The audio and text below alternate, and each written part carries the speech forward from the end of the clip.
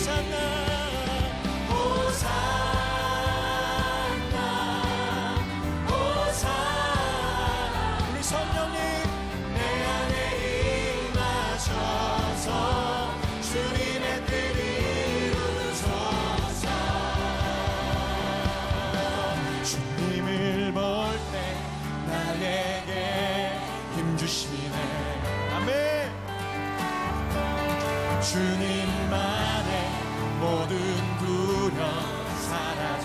이 시간 우리 성령님 바라봅시다. 주님을 볼 때 주님을 볼 때 나에게 힘 주시네. 아멘. 주님만의 모든 두려움 사라져 사라져. 호산나 호산나. 구원의 주 하나님 찬양 받으신 주님. 호산나 호산나. 우리 주님 내 안에 임하셔서 주님의 뜻 한번 더 고백합시다. 호산나 호산나 호산나. 구원의 주 하나님 구원의 주 하나님 우리의 찬양을 받기 합당하신 주님. 하나님 우리 마지막으로 호산나 호산나 호산나. 내 안에 임하셔서 주님의 뜻 이루소서. 호산나 호산나. 다윗의 자손께 우리 큰 감사와 영광의 박수를 드리십시다. 할렐루야. 우리를 구원하시기에 충분하신 우리 성령님을 이 시간 믿음의 눈을 들어 바라봅시다. 그 어떤 상황과 환경 속에서도 우리를 지키실 주님을 바라봅시다. 할렐루야. 모든 상황 속에서 주를 찬양할지라. 주는 너의 큰 사랑 그 도움이시라. 주의 얼굴 구할 때 우리에게 성령을 부어주시옵소서. 주의 영을 부으사 크신 사랑 안에서 주를 보게 하소서. 내 영혼이 방청되고 방청되어 싸우니 믿음에 눈들어 주를 바라봅니다. 내 영혼이 방청되고 방청되어 싸우니 믿음에 눈들어 주를 바라봅니다. 모든 상황 속에서 우리 주님을 찬양하며 바라봅시다. 주를 찬양할지라. 주는 나의 큰 삶 그 도움이시라. 주의 얼굴 구할 때 우리에게 성령을 부어주옵소서. 하나님 주의 영을 부으사 할렐루야.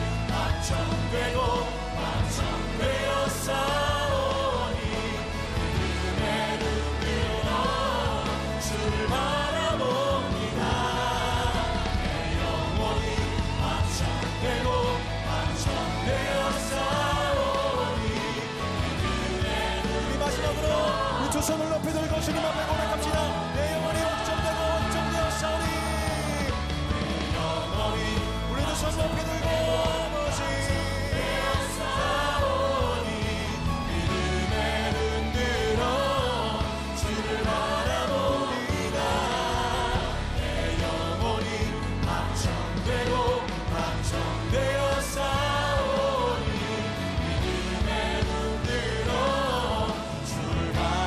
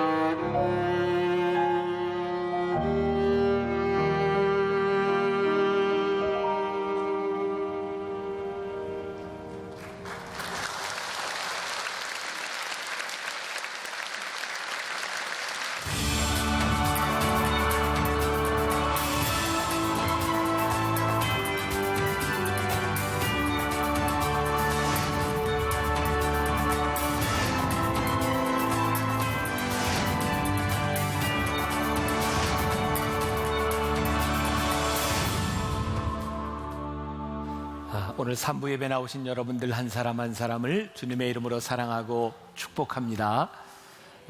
여러분들이 꼭 기억하셔야 되는 것, 이번 기간에 우리들이 성령님에 대해서 많이 배우고 있는데 나무 생각 묵상집을 통해서 여러분들이 말씀을 묵상하고 기억할 수 있도록 여러분들이 꼭 가지시고 2달을 성령님에 대해서 배울 수 있는 시간이 되었으면 좋겠고요. 다음 주는 특별히 맥주 감사 주일로 드립니다. 이 전반기를 우리들이 생각하며 감사를 고백하고 또 맥주 감사 예물은 성경에서 말씀하는 대로 이방에서 계기된 자들, 많은 다문화 가정들과 또 열방교회를 위해서 이 예물이 쓰여지게 됩니다. 여러분들이 정성스럽게 준비하셔서 귀한 곳에 쓰여질 수 있도록 여러분들이 잘 참여하시기 바랍니다. 지난 3주 동안 이제 계속해서 성령님에 대한 말씀을 나누고 있고요. 오늘은 성령님께 초점을 맞추라, 이런 제목으로 말씀을 나누려고 합니다. 지난주에 말씀을 기억하시는지 모르겠어요. 잃어버린 성령님을 찾아라. 우리들이 성령님을 잃어버렸다는 증거는 우리의 모습을 보면 알 수 있다는 이야기를 했습니다. 과거의 사람인지 또 현재의 사람인지 미래의 사람인지, 우리가 성령의 사람이 되면 성령의 열매를 맺는 것처럼 우리들이 육신의 사람이 되면 육신의 정욕의 열매를 맺는 것도 말씀을 드렸습니다. 오늘 결론부터 이야기를 하자면 우리들이 어떻게 성령님께 초점을 맞출 것인가, 오늘은 어떻게에 대한 말씀을 나누려고 합니다. 제가 이렇게 말씀을 준비할 때면 저는 이렇게 좀 하나님의 인도하심, 기적과 같은 그런 생각을 하는데 꼭 그 한 주간의 말씀을 생각할 수 있는 일들이 일어납니다. 지난 주간엔 제가 제주에 있는데 얼마 전에 저희 부목사님들과 함께 이렇게 배를 타고 낚시를 나갔는데 한 마리도 못 잡았어요. 그 이야기를 들은 저희 교회 집사님 중에 한 분이, 목사님 그러면 안 된다고, 자기가 새로운 경험을 하게 해주겠노라고 내려오셔서 제가 배를 타고 낚시를 이렇게 가게 되었습니다. 어쩌면 이렇게 오늘 말씀과 이렇게 연결되는 부분이 참 많다는 생각을 했고요.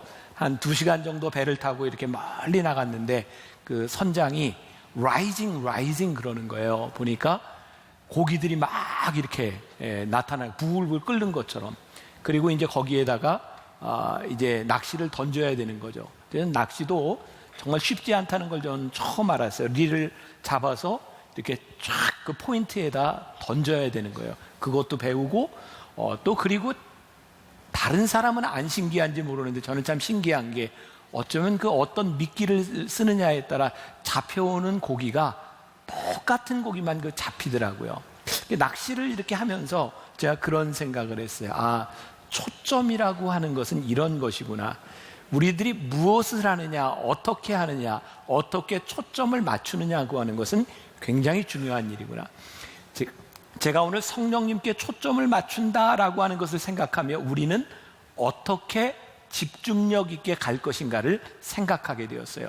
오늘 본문 말씀 30절이 이렇게 시작하거든요. 하나님의 성령을 근심하게 하지 말라. 그리고 31절과 32절이 연결이 되어 있는데, 성령님을 근심하게 하지 말라 그러면서 31절은 우리가 근심하게 하는 일, 그리고 32절은 성령님께서 원하시는 일, 이렇게 이야기를 하고 있어요. 성령님은 언제 근심하실까요? 오늘 말씀에 보면 그 안에서 너희가 구원의 날까지 인치심을 받았느니라. 그러니까 우리들이 성령님과 동행하지 못함으로 인하여 구원을 잃어버리는 것, 그것을 성령님은 근심하세요. 성령님을 근심하게 하는 것은 지난주에도 이야기했던 것처럼 죄에 대한 문제이기도 합니다. 오늘 31절에 보면 이렇게 되어 있죠. 너희는 모든 악독과 노함과 분냄과 떠드는 것과 비방하는 것을 모든 악의와 함께 버리고, 마치 이런 그 표현이 가능할 것 같아요. 우리가 이제 유리창을 통해서 저 밖을 내다봅니다. 눈에 초점을 두고 보겠죠. 그런데 유리가 더러운 것이 많이 끼면은 보이지 않는 거예요. 초점이 맞지 않는 거예요. 성령님께 우리들이 초점을 맞추려고 하는데 이런 죄들이 그 초점을 가로막는다, 이런 말입니다. 오늘 주보에 여러분들에게 요약을 해드리면서 요나에 대한 이야기를 잠깐 했는데, 요나라고 하는 사람 여러분들 들어보셨을 거예요. 요나서 1장 2절에 보면 하나님께서 요나에게 이렇게 명령하세요. 같이 한번 봉독해 봅시다. 너는 일어나 저 큰 성읍 니느웨로 가서 그것을 향하여 외치라. 그 악독이 내 앞에 상달되었음이니라 하시니라. 자, 하나님께서 요나를 불러서 선지자였거든요. 이렇게 말씀하세요. 저 니느웨라고 하는 곳에 가서 너희들이 얼마나 악한지 전도하라는 거예요. 경고하라는 거예요. 근데 요나가 그걸 싫어합니다. 하나님께서는 니느웨 백성을 경고하기를 원하셨는데 요나는 니느웨 백성을 어떻게 생각하냐면 멸망받아야 될 대상으로 봅니다. 그러니까 하나님하고 생각이 틀린 거예요.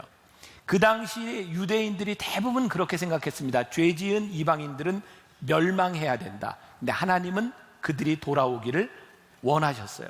그래서 요나는 하나님을 모르고 있었던 것이 아니라 하나님을 믿는 사람이었는데 하나님과 생각이 틀리니까 그가 하나님의 명령을 떠나 도망갑니다.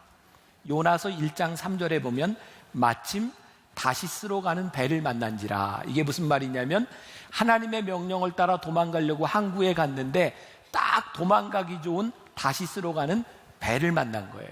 요나는 이때 어떻게 생각했을까요? 하나님이 예비해 주셨어.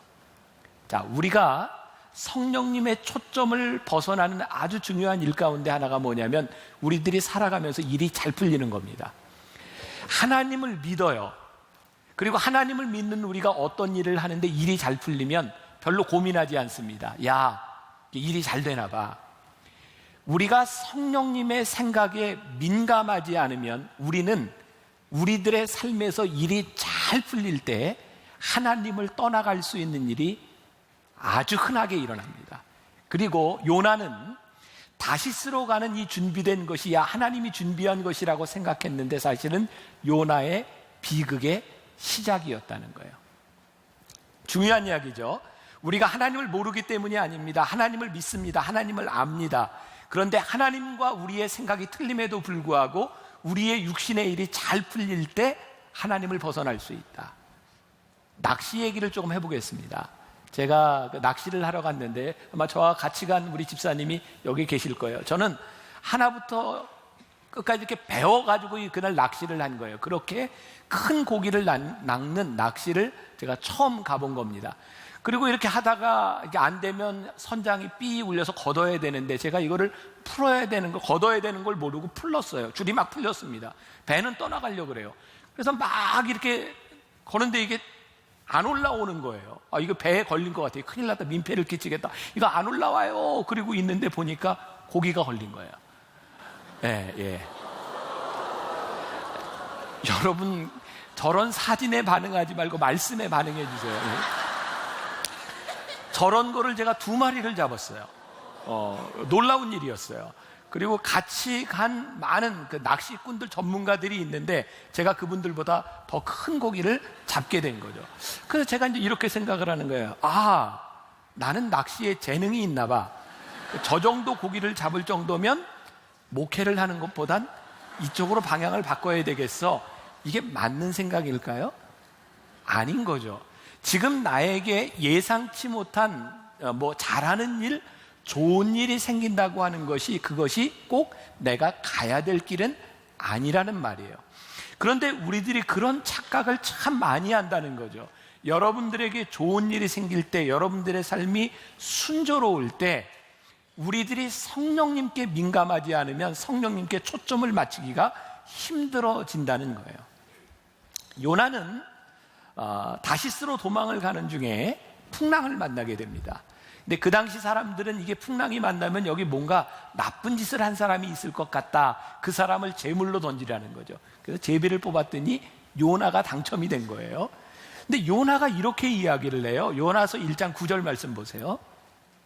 나는 히브리 사람이요 바다와 육지를 지으신 하늘의 하나님 여호와를 어떻게 하는 자? 경외하는 자로다. 요나가 하나님의 마음과 틀리게 자기가 원하는 대로 떠나왔음에도 불구하고 그는 자신을 뭐라고 생각해요? 나는 하나님을 경외하는 자다. 자, 우리가 중요한 것도 깨닫게 되죠. 우리들이 성령님께 초점을 맞추지 못하고 성령님을 벗어나는 것은 하나님을 믿지 않기 때문이 아닙니다. 우리가 하나님을 경외하고 하나님을 믿음에도 불구하고 우리들이 성령님과 동행할 수 없을 때가 있다는 거예요. 이것은 별개의 문제입니다. 우리가 성령에 민감하지 않으면 이 구별이 안 되는 거예요. 자, 오늘 우리가 읽은 본문 말씀 31절에 나와 있던 너희는 모든 악독과 노함과 분냄과 떠드는 것과 비방하는 모든 것, 성령님이 근심하는 일이라고 분명히 이야기하고 있는데 요나를 보니까 이 모든 요소가 요나 안에 있는 거예요. 네가 니느웨에 가서 그들에게 경고하라라고 했는데 요나는 니느웨 백성을 보면서 분이 났고요, 그들을 비방했고요, 그들을 노했어요. 그의 마음 가운데는 악독이 가득 차 있었어요. 하나님을 경외하는 자라라고 말을 했지만 하나님의 인도하심을 따라 가고 있던 것은 아니었어요. 그런데 어떻게 이렇게 요나가 당당할 수 있습니까? 그는 착각하고 있기 때문입니다. 우리 신앙인들 가운데 성령님을 벗어나면서도 성령님께 초점을 맞추지 않으면서도 정말 당당한 사람이 많은 거예요. 내가 하나님을 믿는다는 거예요. 그런데 하나님의 뜻과 달라요. 요나에게 있어서 하나님의 뜻을 발견할 수 있는 아주 결정적인 3일의 시간이 주어집니다. 그는 암흑의 시간, 물고기 뱃속에서 다시 소명을 회복합니다. 제가 오늘 여러분들에게 이런 도전, 여러분들의 말씀을 묵상할 수 있는 기회로 삼아야 된다라고 생각하는데, 여러분들의 지금 삶 가운데 내가 잘 된다고 생각했던 그 일들 가운데 하나님을 벗어난 일로 인하여 혹은 여러분들의 죄의식 혹은 여러분들이 경제적인 손실, 어려움을 경험하고 있는 분들이 있을지 몰라요.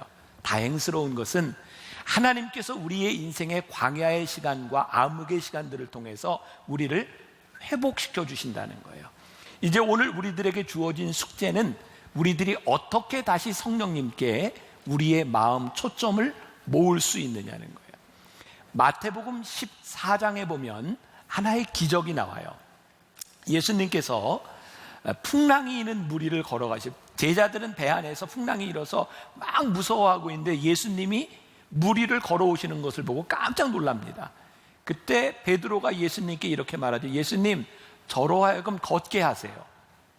예수님께서 베드로에게 걸어라. 베드로가 무리를 걷습니다. 거기까지는 좋은데 베드로가 예수님을 바라보며 무리를 걷다가 뭐를 봤다고 되어 있죠? 풍랑이 있는 것을 보고 빠져갑니다. 그랬더니 베드로가 예수님께 예수님 살려주세요. 예수님이 베드로의 손을 붙잡고 하시는 말씀이 믿음이 작은 자여 왜 의심하느냐 그랬어요. 제가 이 말씀을 묵상하면서요, 믿음이 뭘까를 생각해 봤어요. 정말 베드로가 무리를 걸은 것이 베드로의 믿음의 문제고 베드로가 물속에 빠져간 것이 베드로의 믿음의 문제인가? 여러분, 우리가 믿음을 착각하는 것이 있습니다. 사실 베드로가 무리를 걷는 것은 베드로의 믿음의 문제가 아니라 예수님의 능력의 문제거든요. 베드로가 예수님의 능력을 믿고 주님을 바라보는 것은 믿음입니다. 그러나 만일 베드로가 나는 무리를 걸을 수 있어 라고 그가 생각하고 그 스스로 자기 암시를 한다면 그것은 믿음이 아닙니다. 그것은 자기 암시고 자기 확신일 뿐입니다. 그런데 우리는요, 믿음을 이렇게 생각한다는 거죠. 할 수 있어. 할 수 있어. 그리고 자기 암시를 하고 그렇게 살아갑니다. 사실은 그 믿음이 능력이 예수님께로부터 오는 것을 분명하게 인정하지 아니하고 내 믿음으로 살아가려고 하는 거죠. 베드로가 예수님의 능력을 믿고 베드로가 예수님을 보았을 때 그는 물 위를 걸어갑니다. 그런데 베드로는 믿음이 있는 것 같았는데 풍랑이 있는 것을 바라보며 예수님께로부터 초점이 물로 옮겨졌을 때 베드로의 믿음이 사라져 버립니다. 결국 믿음이라고 하는 것은 우리들이 주님을 바라보느냐 바라보지 않느냐의 문제죠. 우리들이 보통 때는요, 주님을 바라본다고 이야기하는 것이 쉽습니다. 내가 예수님을 믿습니다. 우리의 믿음을 고백하는 것도 쉽습니다. 그런데요, 우리들의 삶에 풍랑이 오잖아요. 걷잡을 수 없는 문제들이 우리 가운데 발생하잖아요. 그 순간이 되면 우리는 선택하게 됩니다. 주님을 바라볼 것이냐, 풍랑을 바라볼 것이냐. 우리들에게 의심이 일어난다는 말입니다. 의심이 일어난다는 말, 주님을 믿는다고 했지만 전적으로 주님을 신뢰하지 못한다는 것이기도 합니다. 낚시 얘기로 조금 더 돌아가서, 제가 낚시를 하면서 바다에서 그렇게 오랫동안 아마 6, 8시간 가까이 물 위에 있었던 것 같아요. 점심을 먹고 같이 갔던 목사님 한 분이 이렇게 배멀미를 하기 시작합니다. 저는 배를 타고 여태까지 멀미를 해본 적이 없어요. 좀 깊이 생각해 봐야 될 문제인 것 같기도 해요. 그리고 저는 뭐 멀미약을 먹어본 적도 없어요. 그런데 이게 멀미를 하는 목사님을 보면서 그 낚시꾼 전문가들이 이렇게 이야기를 하더라고요. 멀리 보세요. 풍랑이 있는데 이게 물결을 보면 멀미를 한다는 겁니다. 멀리 보시라고. 저에게는 그것도 굉장히 아주 재미있는 교훈이었어요. 무엇을 보느냐에 대한 부분이구나. 우리가 예수님, 우리 인생의 풍랑 가운데서 결국은 우리들이 무엇을 보느냐에 대한 문제이구나. 우리들이 풍랑을 보면 우리들에게서 어떤 일이 생기는지 아세요? 우리들의 현실을 보면 어떤 일이 생기는지 아세요? 손익을 계산하기 시작합니다. 이 상황 가운데서 어떻게 하면 손해를 보고 어떻게 하면 내가 이익을 볼 거야. 여러분, 우리가 손익을 계산하기 시작하면 우리들 속에서 어떤 마음이 드는지 아세요? 분냄이 있고요, 분노가 생깁니다. 악함이 있습니다. 왠지 아세요? 손익을 계산하면 손해보는 일에 대하여 분이 나기 때문입니다.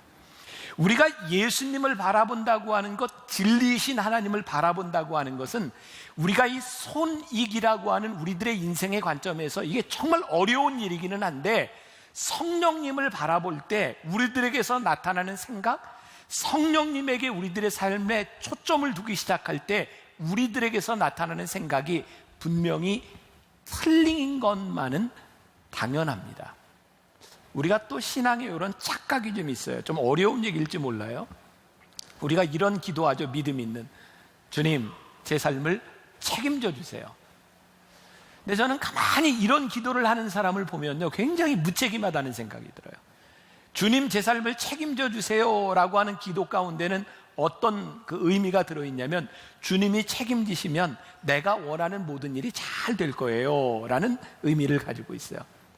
근데 여러분들, 책임이라고 하는 의미가 무엇일까요? 누군가 책임을 진다고 하는 것은요, 그 책임으로 인하여 손해볼 각오도 돼 있어야 되고요, 내가 책임을 진다고 하는 것은 그 책임 때문에 누군가에서 비난을 받아야 될 각오도 되어 있어야 돼요. 근데 우리는 그런 손해와 비난을 면하려고 주님, 내 삶을 책임져 주세요 하고 내 삶을 의탁한다고 이야기를 합니다. 그런 가운데서 우리는 신앙의 갈등들을 경험하기 시작해요. 왜냐하면 주님, 내 삶을 책임져 주세요라고 기도했는데 주님이 책임지시는 것 같지가 않아요. 나는 분명히 믿음으로 주님께 의탁했는데 주님이 왜 내 삶을 책임져 주시지 않죠?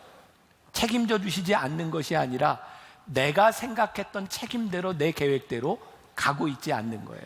그래서 또 화가 나는 거죠. 내적 갈등이 일어나는 거죠.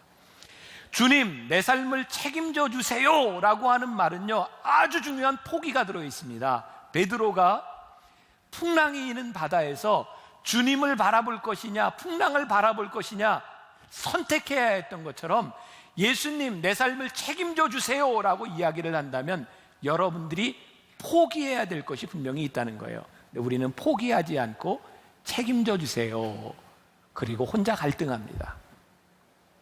좀 어려우세요? 근데 이거 우리들이 좀 겪고 넘어가야 될 부분인 것 같거든요. 우리가 하나님을 믿는다고 하면서 정말 잘못 믿고 있다는 생각이 들어요. 하나님을 의지한다고 하면서 우리들이 정말 잘못된 믿음을 가지고 있다는 생각이 들어요. 조금 더 이야기를 할게요. 출애굽기 40장 이렇게 지나는 동안 이스라엘 백성들이 광야를 지나서 가나안 땅으로 가는 과정들이 나옵니다. 근데 하나님께서 이스라엘 백성들이 움직일 때마다 무엇을 명령하시냐면 늘 앞에 성막을 앞세우게 하세요. 자, 출애굽기 40장 36절부터 38절까지의 이런 말씀이 있어요. 같이 한번 봉독해 보죠.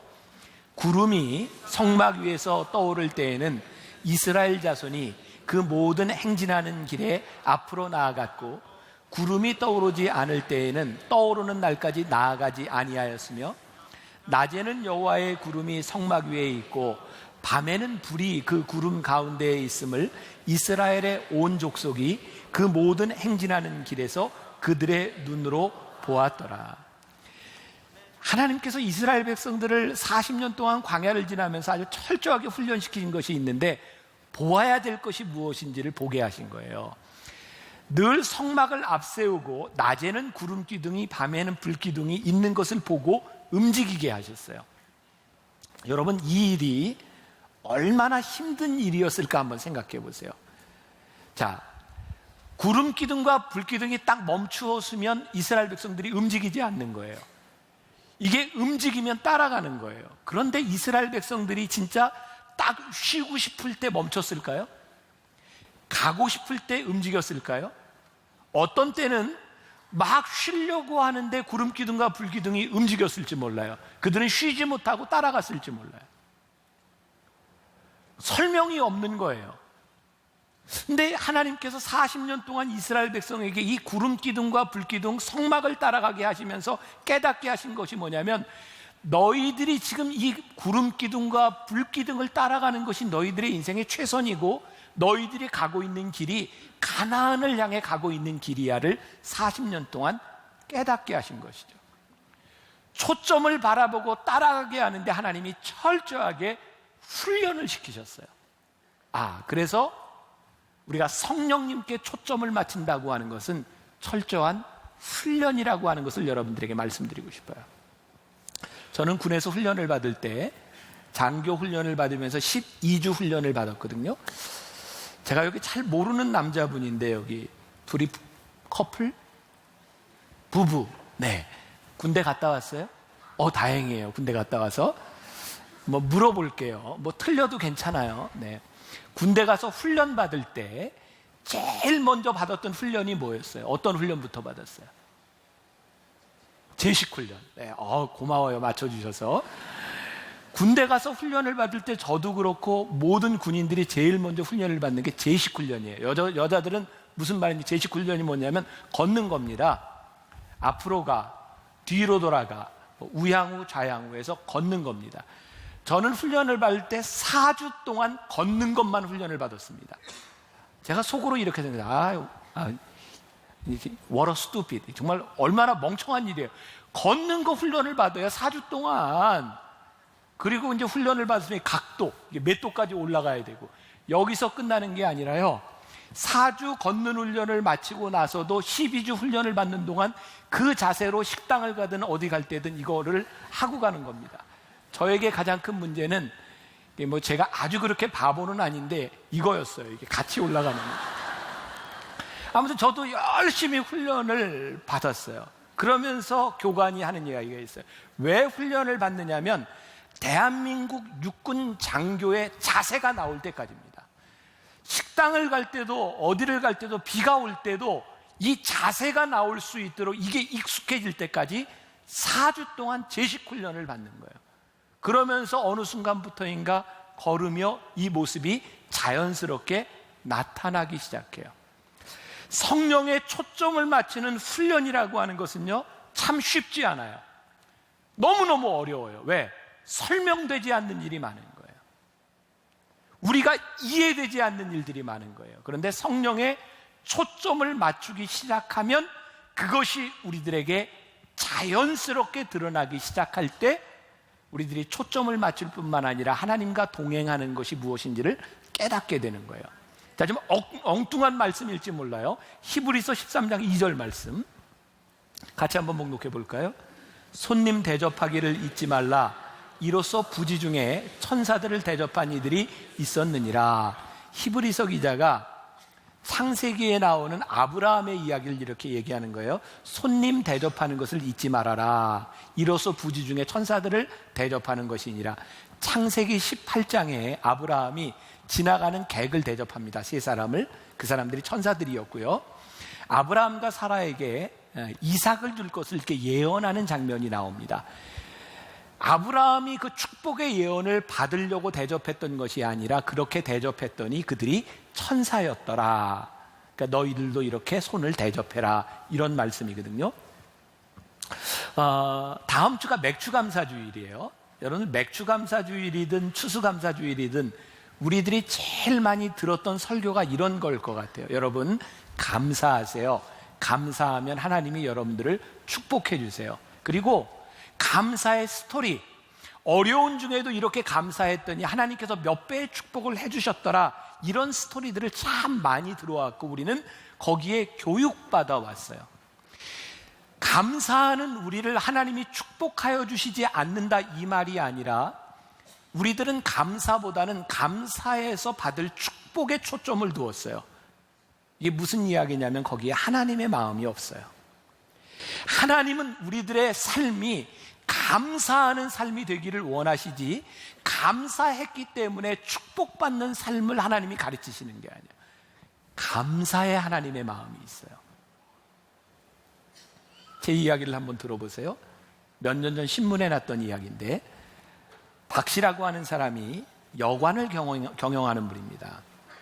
밤에 보일러를 점검하러 나갔다가 여관 앞에 쓰러져 있는 한 외국인 노동자를 발견하게 됩니다.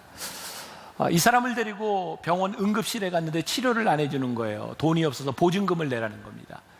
이 박 씨가 돌아와서 150만 원을 가지고 병원에 가서 입원을 시키고 치료를 하는데, 이 사람이 급성 신부전증 그리고 급성 췌장염이었어요. 치료를 다 받고 입원 기간이 끝나고 퇴원을 해야 되는데 문제가 생긴 겁니다. 병원비만 2천만 원이 나왔어요. 그래서 자기 누나에게 그리고 자기 장인에게 여러 사람에게 돈을 꿨는데도 돈을 다 마련하지 못했습니다. 근데 이 사람을 치료했던 주치의가 그 이야기를 듣고 자기가 받아야 될 그런 특진비 모든 것들을 다 감해주고 그런 과정을 통해서 퇴원을 하게 됩니다. 이 사람이 퇴원을 하고 자기 나라로 돌아가는데 공항에서 손을 들며 너무너무 감사하게 감사합니다, 감사합니다, 이렇게 좋은 나라에서 이런 대접을 받은 것에 너무 감사합니다, 눈물을 흘리며 돌아갔습니다. 이 청년의 이름이 루안이었고요, 태국 출신의 청년이었습니다. 얼마의 시간이 흘러서 나중에 알게 된 일인데, 이 청년이 보통 청년이 아니라 태국의 귀족의 아들이었어요. 그래서 얼마 후에 이 여관 주인을 찾아와서 너무나 감사했노라고 보상을 하면서 원하는 게 뭐냐고, 원하는 게 없다고 하니까 태국에서 코끼리 2마리를 쫙 보내왔다. 자, 요 뒷부분의 이야기는 그냥 우리들이 이런 걸 상상하지 않느냐 이 말이에요. 사실 이 신문 기사는 루안이라고 하는 태국 청년이 떠나갔습니다로 끝납니다. 우리는 늘 다음 이야기를 꿈꿉니다. 기적 같은 일. 근데 이 기적 같은 일을 꿈꾸는 우리들에게 하나님의 마음이 없다. 하나님이 우리들에게 원하시는 것, 성령님이 우리들에게 원하시는 것은 내가 한 일에 대한 결과에 대한 예측이 아니라 내가 하고 있는 일이 성령님께 초점을 맞추고 있느냐를 우리들에게 물으신다는 거예요. 우리들이 실망할 일이 없습니다. 왜? 우리는 성령님의 초점을 맞추며 우리는 살아가면 되는 일이기 때문입니다. 사실은 그것이 믿음입니다. 그리고 하나님은 그렇게 살아가는 것이 옳은 일이라고 하는 것을 우리들에게 가르쳐 주시기를 원하십니다.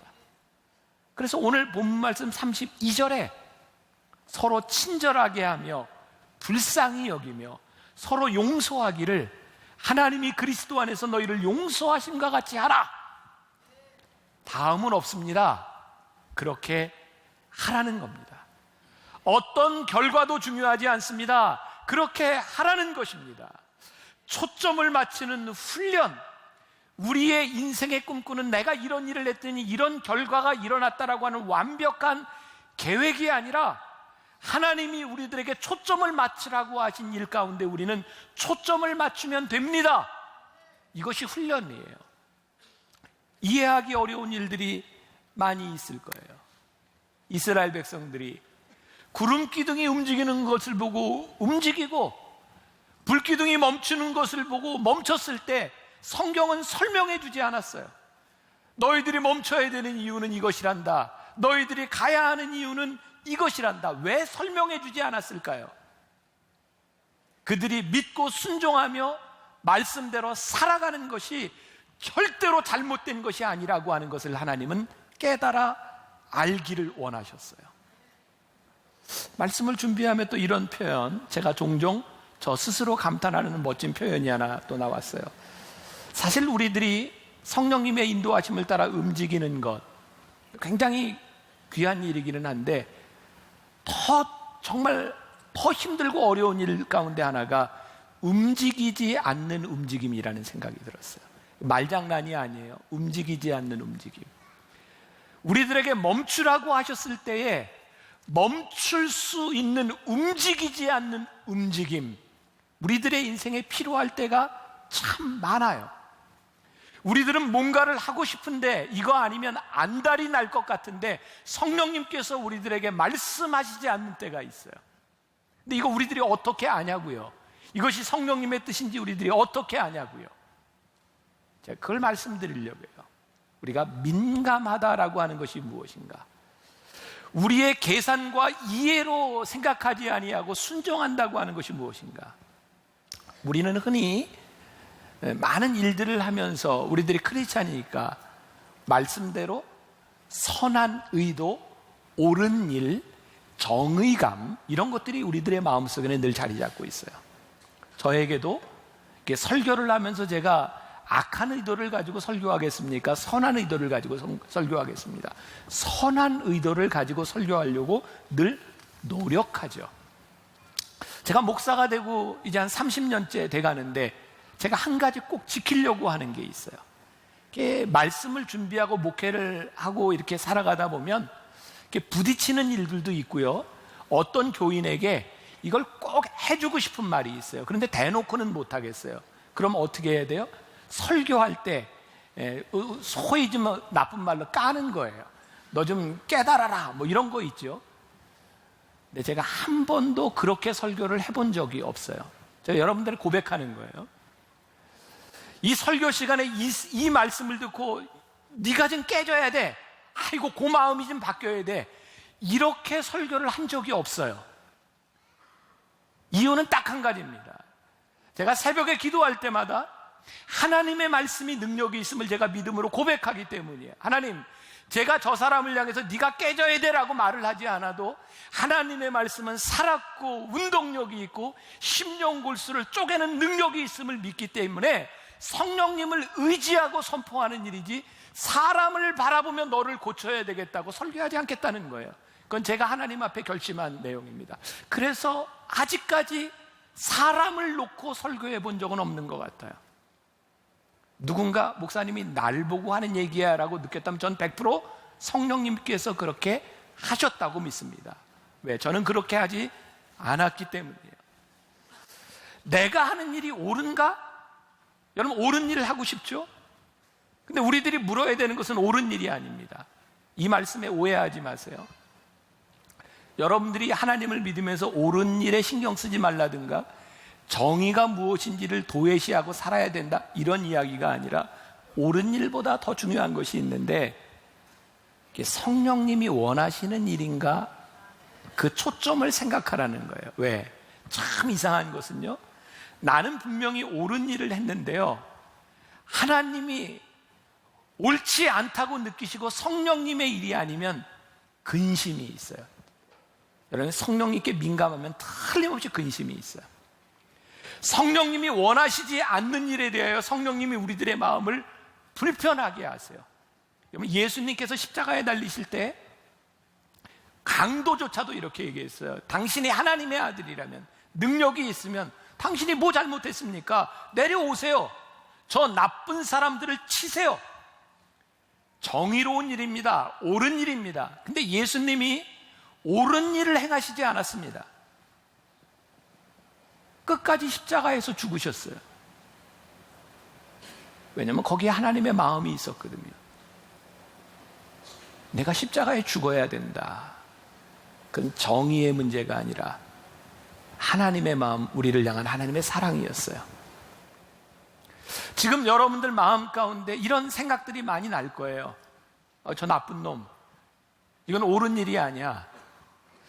여러분들에게 정의롭지 말라라고 하는 것이 아니라 내가 정의로운 일을 행한다고 분명히 생각하고 이것이 옳은 일이라고 생각하는데도 여러분들의 마음이 편하지 않고 이건 하나님이 원하시는 일이 아니야 라고 여러분들이 분명히 생각이 된다면 민감하게 훈련하셔야 되는 거예요. 여러분들 내려놓으셔야 되는 거예요.